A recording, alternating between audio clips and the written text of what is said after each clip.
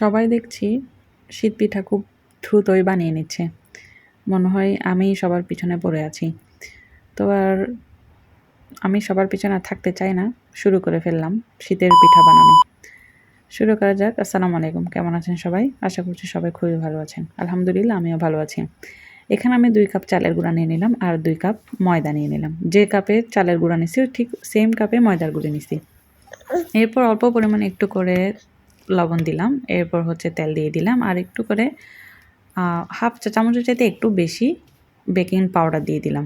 এরপর কুসুম গরম পানি দিয়ে কাইটা মলে নিচ্ছি।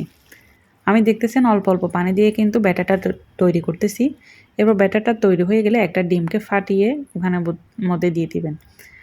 এরপর হচ্ছে যে তাওয়াতে বানাবো ওইতে একটু করে মিডিয়াম হিটে গরম করে নিলাম। এরপর একে একে দিয়ে দিলাম সব কিছু, মানে সব কাইগুলো দিয়ে দিলাম। দেখেন আমার চিতই পিঠাটা মাশাআল্লাহ কতটুকু ফুলেছে। আপনাদের সুবিধার জন্য আমি আবারও বানালাম। ধরেন 5-6 মিনিটের মতো ঢেকে রাখবেন, ইনশাল্লাহ একদম খুব দ্রুত ফুলে যাবে। ফুলে ফুলে একদম ফুলকো ফুলকো হয়ে যাবে। এই দেখেন কতটা ভিতরে একদম ফাঁপা হয়েছে। জাস্ট দেখেন, আমি যেভাবে যে প্রসেসে দেখাইছি ঠিক একই প্রসেসে যদি করেন ইনশাল্লাহ আপনাদেরগুলোও ফুলবে। তো আশা রাখছি পরবর্তী ভিডিওর সাথে থাকবেন। আজ এই পর্যন্ত। ভালো লাগলে অবশ্যই কমেন্ট করবেন। আসসালামু আলাইকুম।